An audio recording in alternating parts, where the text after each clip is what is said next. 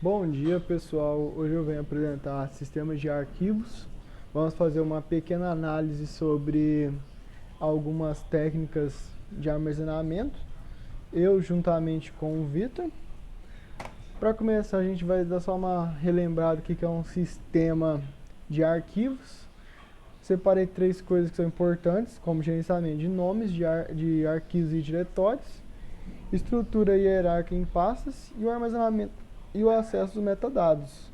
A gente vai armazenar isso normalmente em disquetes, em HDs, em pendrives e SSDs. E para começar de fato a nossa apresentação, a gente vai falar do FAT16 e o FAT32, que são os avós do nosso sistema. Foram criados pela Microsoft em 1977. Em 1996 veio uma atualização para o FAT32 e a estrutura é uma lista encadeada, bem simples. Então você percorria essa lista em forma N. Então se está no final da lista, ele vai percorrer a lista inteira e no final vai achar. E a vantagem principal é a compatibilidade universal. Então você pode conectar esse pendrive no Windows, no Mac, no Linux, em automóveis, que ele vai funcionar sem precisar fazer alguma gambiarra, né, uma adaptação técnica. A gente teve um limite também no tamanho máximo do arquivo. E a gente tem um outro problema, que é a seguinte coisa. Se você tiver que gravar vários arquivos pequenos, você vai ter um problema, porque se o arquivo for, por exemplo, de 1 KB, ele vai interpretar como se fosse de 32 KB, que é o mínimo que ele consegue gravar de tamanho. Então, se você tiver que gravar várias coisas desse tamanho, seu HD, seu disquete, ele vai ocupar muito mais espaço, 32 vezes mais espaço do que de fato ele deveria. E aí o FAT32, ele em vez de usar que o FAT16 usa 16 bits, o FAT32 usa 32 bits, só que na verdade usa 28, porque ele tem que organizar as coisas tenta organizar as coisas de forma melhor. E o problema é que ele também consegue reduzir o desperdício, né, porque ele consegue fazer os clusters de formas menores dentro do disco, mas ele tem um problema também. Se você grava o arquivo se vai gravar o arquivo, ele vai ficar separado em lugares diferentes dentro dessa lista encadeada. Então, se ele precisar procurar um arquivo, por exemplo, que você deseja, ele vai ter que percorrer a lista inteira, porque pode ter parte no início e parte no final. Então, o seu tempo vai aumentar muito. E isso é um problema que é o grande defeito do FAT32. Então ele sempre fazer uma reorganização na hora da leitura, né? Uma desfragmentação. Bom, é isso sobre os dois. Indo para o High Performance File, que foi criado pela IBM e foi utilizado B-tree, que é uma estrutura que vai fazendo divisões, então ou está na metade ou está na outra metade da árvore, e vai fazendo isso até achar a folha, que fica bem mais rápido as buscas, né, comparado com uma lista normal, que é N. Esse aqui já fica log N, então ele já começa a ficar bem, bem melhor. E aí a gente tem a seguinte coisa: o HPFS ele foi melhorado com o NTFS. Então ele ficou meio que perdido nessa história entre o que a IBM e a Microsoft criaram. O interessante dele é que o que foi colocado, a tabela que tinha no FAT, que era no início da lista, agora fica no meio da nossa árvore. Então o disco ele vai fazer a procura de um lado para o outro. Então, em vez de começar no início, ele vai começar na metade e já vai dividindo metade por metade. Tipo no Merge Story, que vai fazer aquelas divisões. E aí, a gente tem um problema que também tem no FAT, que é se eu querer, por exemplo, a energia cair. Ele não tem um registro para saber o que aconteceu. Então, provavelmente o arquivo se perde no meio do caminho. E aí a gente vem com a melhoria que temos o nosso NTFS, New Technology File System. A gente tem a seguinte filosofia: tudo é um arquivo. Então são transformados, o arquivo ele vai ter vários metadados dentro do arquivo em si, né? Então, o que a gente vai ter? A gente tem uma master file table que ela vai ser com registro, ela vai ser um banco de dados relacional, na verdade. E esse registro ali dentro vai ajudar muito no nosso journey, que vai ser o journey, no caso é o log de transações. Então você vai falar o seguinte: eu quero movimentar uma coisa para cá. Em vez dele movimentar na hora, primeiro ele vai anotar no seu diáriozinho e falar, ó, vou movimentar o arquivo X para posição Y. E aí, por exemplo, se acaba a energia e o dado não foi movimentado de fato, ou ele começou a ser movimentado e não terminou, quando o computador reiniciar e for procurar no disco lá e ver que no seu disco, não, no seu diário, e verificar que o arquivo não está no lugar correto, ele vai primeiramente fazer o seguinte: rollback e reler o diário. E aí talvez ele quando você for precisar, você faz a movimentação de novo e ele vai fazer o mesmo processo. E se não tiver um problema de energia ou outro problema, é feito normalmente. Bom, é isso. Eu terminei minha parte, agora vamos para a parte do Vitor. Bom dia, boa tarde, boa noite, professor. Meu nome é Vitor.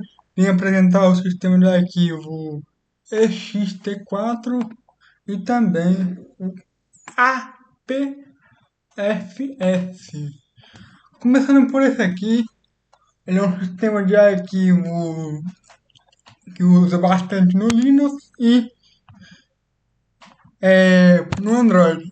A arquitetura extende. O que acontece? Normalmente, o antecessor do ext4, que no caso é o ext3, ele é, fazia uma leitura muito devagar dos blocos, ou seja, ele ia um por um. Aqui não, no ext4 ele lê uma sequência de blocos. Ou, por exemplo, quero que você leia da página 1 até o 10, ele vai direto. Já no ext3, ele vai fazer o seguinte, vai leia a página 1, a página 2, a página 3. Ou seja, esse aqui é bem mais rápido, o ext4. Agora a vantagem, bom, ele não salva, grava os dados imediatamente no disco. Ele primeiro pega tudo, bota na memória RAM, para depois aí ele calcula qual que é o melhor lugar para ele guardar esses dados.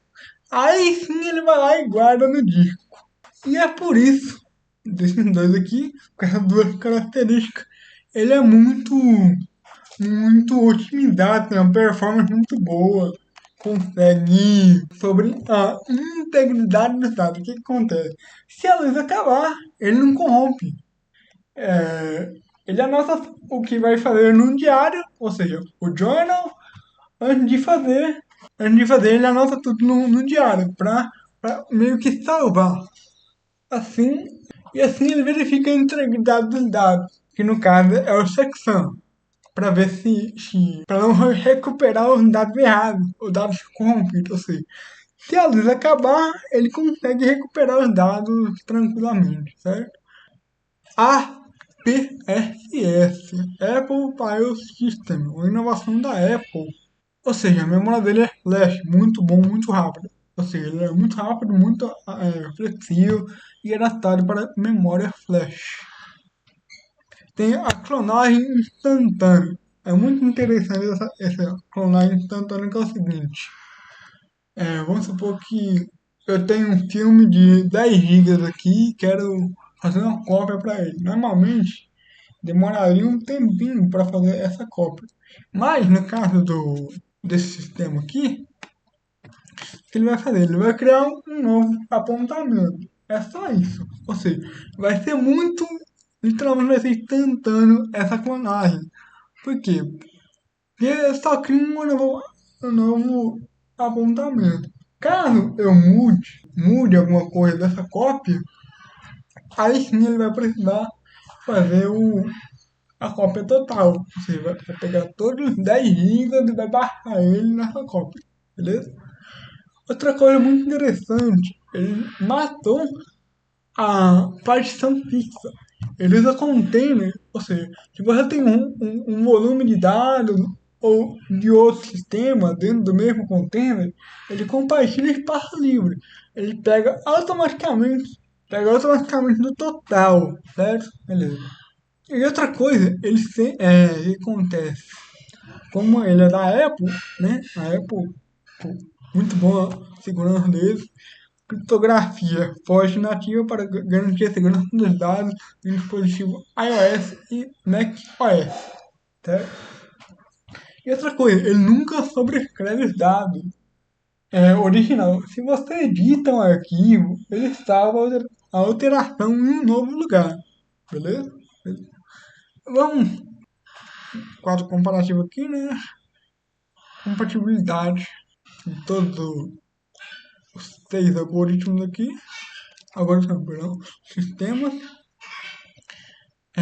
Aqui temos os sistemas operacionais. Esse aqui serve para todos. Esse aqui serve para macOS, Windows, Linux, macOS. Beleza. Compatibilidade, performance, nomes longos, segurança, performance. Muito bom. Outra coisa, esse sistema aqui, o APFS, ele tem, né, ele consegue lidar com dados ilimitados, virtualmente falando. Que, bom, se fosse fisicamente falando, nós precisaríamos de um buraco negro, certo? Para tancar todos os dados. Conclusão. Beleza, a conclusão aqui é o seguinte. O FAT serve mais para portabilidade, ou seja, ideal para compatibilidade máxima de um dispositivo removível com pendrive, HD externo, esse tipo de coisa mais portável. Já o EXT4 serve mais para servidor, porque ele é muito robusto, serve para escalar, consegue lidar com muitos dados ao mesmo tempo e tal. Tem a leitura sequencial rápida, muito bom ele. NTPS para Windows. Otimidade para o ambiente Windows, com foco em segurança e integridade. Muito bom. Para que não ocorra perca de dados e assim por diante. E por último, temos aqui o APS, APRS para Mac. Desempenho para extrair o máximo de desempenho. E por último, temos aqui o APSS para Mac. Ou seja, desenhado para extrair o máximo de desempenho de SSD em dispositivos Apple. Muito obrigado, professor, por essa apresentação, por esse conteúdo muito bacana, muito bom.